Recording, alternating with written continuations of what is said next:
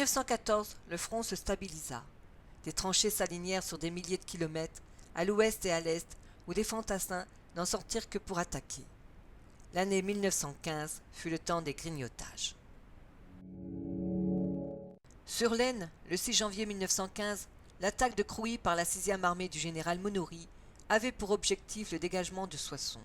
Ce fut un échec. Les ponts furent emportés par la crue et une partie des soldats français, isolés sur la rive droite, fut massacrée ou capturée. Parmi eux, le capitaine du 276e régiment d'infanterie, Claude Casimir Perier, fils de l'ancien président de la République. Le 11 mars, les généraux Monory et De Villaret visitèrent les tranchées du plateau de Nouvron, dans le secteur de Vic-sur-Aisne.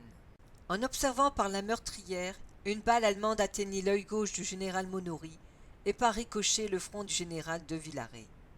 Sur une pierre commémorative fut gravé par les soldats « Souvenir du 11 mars 1915 ». Un mois plus tard, le général De Villaret retrouvera son commandement du 7e corps et le général Monory, devenu aveugle, prit les fonctions de gouverneur militaire de Paris. Le 25 janvier, au chemin des Dames, les Allemands s'emparèrent de la ferme de Creux et de ses carrières, qu'ils baptisèrent Caverne du Dragon. En Artois, le 10 mars, l'armée anglaise remporta un brillant succès à Neuve-Chapelle. Elle se solda par une percée peu suffisante pour entraîner une rupture des lignes allemandes. Les lanciers de Bengale remportèrent des trophées. Dans cette ville fut érigée la gracieuse colonne du monument indien. En Champagne, le 16 février, dans la région de Perthes et Mesnil et Orlus, la 4e armée du général de Langle de Cary attaqua sur un front de 7 km. Les très lourdes pertes atteignirent fréquemment un millier d'hommes par régiment pour une seule journée de combat. Bataille meurtrière, marquée par de nombreux actes d'héroïsme, notamment lors de la prise du fortin de Beauséjour. Le marsouin Mathieu Jouy, seul survivant, tint tête aux Allemands dans un boyau, en tua 6, en blessa 2 autres. Atteint lui-même de 5 blessures, il réussit à se replier. Il reçut la décoration des braves. Au cours des combats du 15 mars, près de Mesnil et Hurlus, le lieutenant et futur maréchal Juin, du régiment des tirailleurs marocains, fut grièvement blessé et perdit l'usage de son bras droit. En Argonne, le 13 octobre 1914, le comprince impérial désigna le général von Mutra, chef du 16e corps, comme commandant du secteur d'Argonne. À la retraite en 1914, le maréchal von Hausler, qui fut l'âme du 16e corps, est resté attaché à son unité.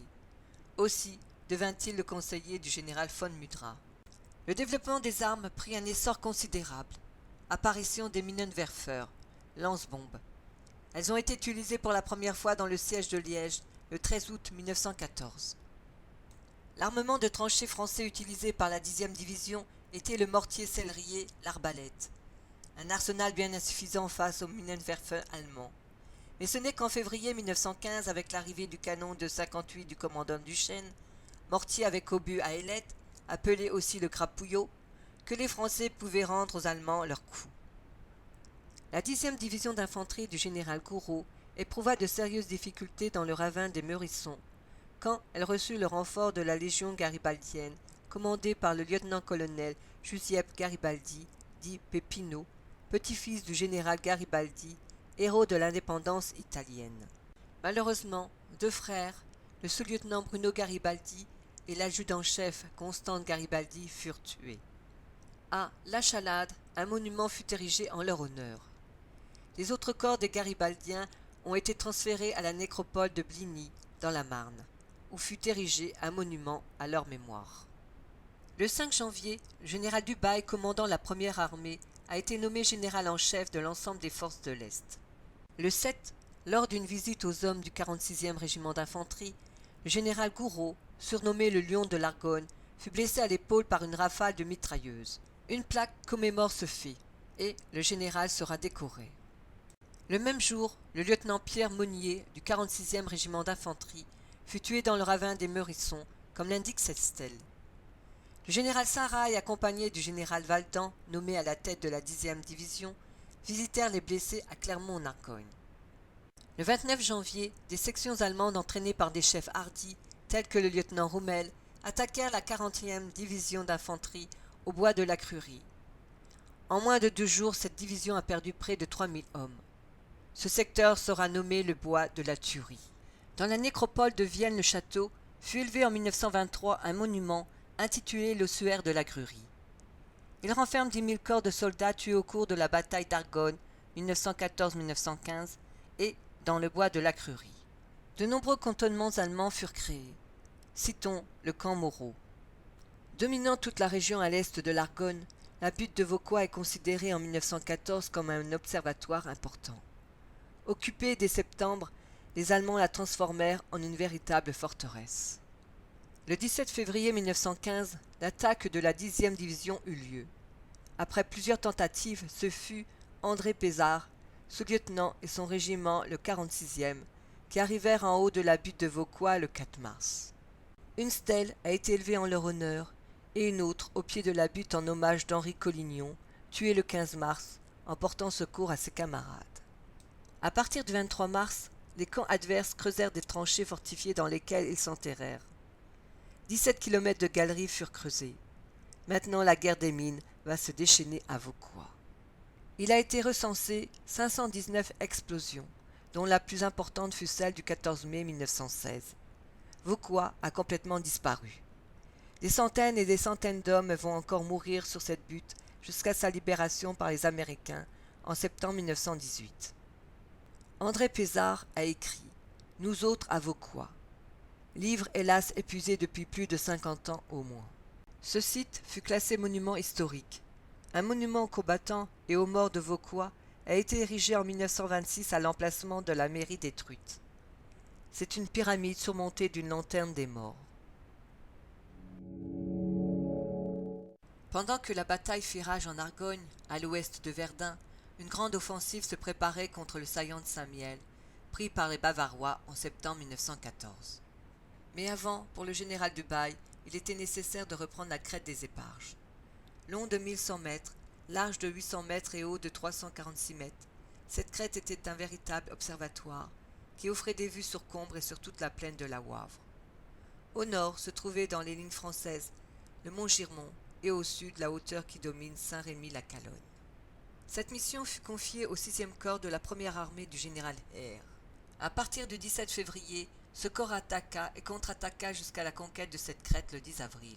Mais à quel prix? L'écrivain Maurice Genevoix, sous-lieutenant du 106e régiment d'infanterie, a participé au combat.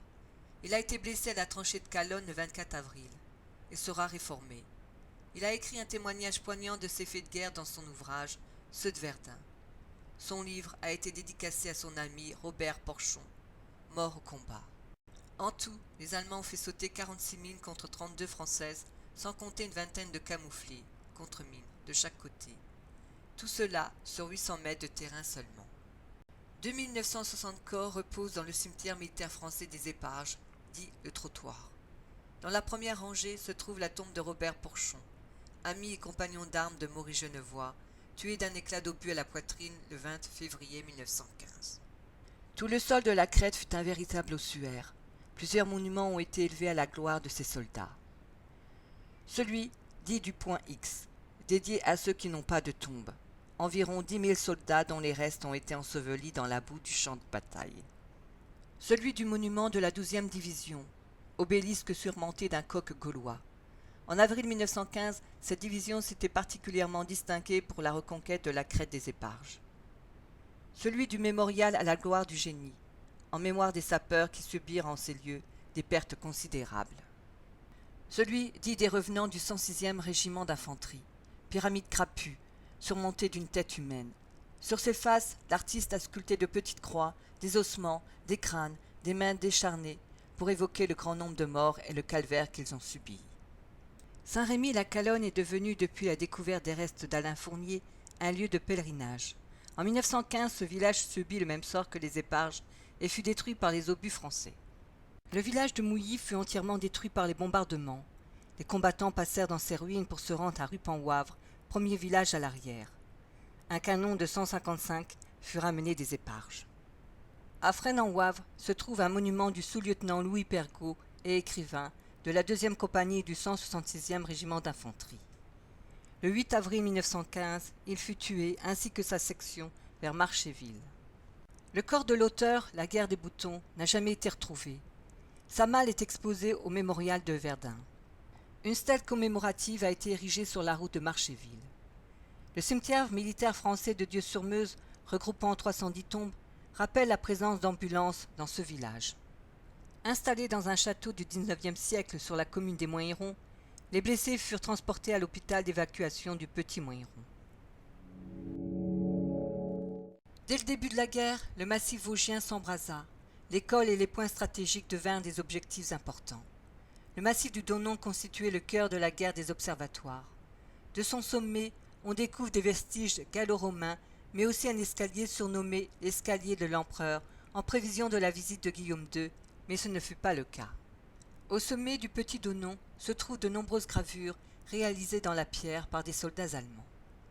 Dans la région de Saint-Dié se trouvent les plus hautes montagnes comme la tête du Violu et la tête des Faux. La tête du Violu joua un rôle important après le retrait des cols de la Chipote, de Mandré et des Journaux. Ce fut le 28e bataillon de chasseurs alpins qui s'empara de son sommet le 31 octobre 1914. À la date du 11 novembre 1914, le groupement des Vosges prit le nom du 34e corps d'armée du général Pütz. La tête des Faux, ainsi nommée par son sommet recouvert d'arbres, dû être précisément, a été le théâtre d'affrontements entre chasseurs allemands, les Jägers, et chasseurs alpins, les Diables Bleus. L'ennemi les surnomma les Diables Noirs à cause de la teinte bleu foncé de leur tenue. Ce sommet va rester entre les mains des Français jusqu'à la fin de la guerre. Ce site conserve des vestiges impressionnants. La ville de Cernay est le carrefour des routes et des voies ferrées qui se dirigent vers Colmar et Mulhouse d'une part, vers Masevaux et Belfort d'autre part. Qui tient l'Hartmann-Wielerkopf tient en même temps Cernay et toutes les routes de la plaine. L'Hartmann-Wielerkopf, surnommé par les Allemands, ou le Vieil Armand par les Français, quel que soit son nom, ce sommet des Vosges fut l'enjeu de combats violents pendant une grande partie de l'année 1915. Le 34e corps d'armée du général Pütz prit la ville de Cernay et partit à l'attaque le 13 décembre 1914 pour conquérir le Vieil Armand. Le 22 janvier 1915, l'ennemi les chassa de ce sommet. En mars, le Vieil Armand fut repris par la division du général Serré. Au début du mois d'avril, tandis que les Français viennent de reconquérir le Vieil Armand, perdu quelques jours auparavant, général de Mauduit prit le commandement de la 7e armée, anciennement détachement d'armée des Vosges. La position de ce sommet passa tour à tour aux mains des adversaires. Le 15 octobre, le général Joffre, chef des armées françaises, donna l'ordre au général de Villaret, remplaçant du général de Mauduit, de reprendre le Vieil Armand. Les soldats attaquèrent le 21 décembre 1915. Au cours de ce combat, le 152e régiment d'infanterie sera anéanti et le général Serré, commandant la 66e division d'infanterie, fut atteint par un éclat d'obus. L'officier meurt le 6 janvier 1916. Un monument a été érigé à la mémoire de ce général, et un autre fut élevé à la mémoire du 152e régiment d'infanterie, surnommé par les Allemands les Diables Rouges. Il surgit littéralement de la montagne sur le rocher. Ce sommet restera définitivement aux mains des Allemands. On voit ici des constructions allemandes sur les pentes, et là, un monument comportant une dizaine de plaques commémoratives des chasseurs Jägers. Au cimetière français d'Orbay, le tombeau des chasseurs de la classe 1915 étend ses croix et ses ossuaires à côté d'une immense croix de granit sur laquelle est inscrit le mot Pax. Au pied de cette croix, un chasseur agonisant lâche son fusil. Le musée mémorial du Vieil Armand présente un cimetière de 1264 tombes et une crypte où sont conservés les ossements de 12 000 soldats inconnus. Nous sommes en mars 1915. Le beau temps est là. C'est le printemps.